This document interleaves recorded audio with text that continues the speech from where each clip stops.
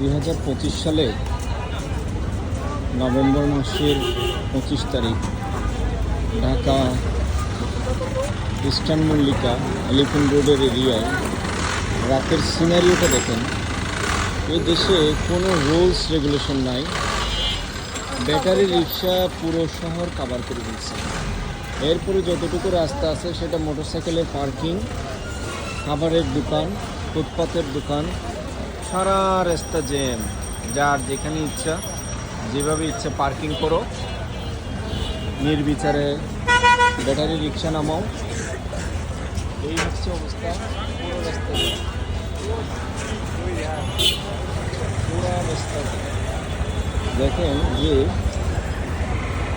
এই দিকে যত দূর দেখা যায় পুরো রাস্তা, এই নিউ মার্কেট মোড় পর্যন্ত পুরো রাস্তা। এখানে কিন্তু যাওয়ার কোনো উপায় নাই। এখন রাত অলমোস্ট 9টার উপরে বাজে। যদি নিউ মার্কেট এলিফ্যান্ট রোড মোড় পর্যন্ত যাই, এলিফ্যান্ট রোড মোড়, আর আমি যদি এদিকে একটু ঘুরে দেখাই, আবার ওইদিকে নিউ মার্কেট মোড় পর্যন্ত, এখানে যাওয়ার কোনো উপায় নেই। পুরো রাস্তা দখল করে রাখছে মোটরসাইকেলের পার্কিং, মুড়িওয়ালা, এই যে ফুচকাওয়ালা, কাপড়ের দোকান।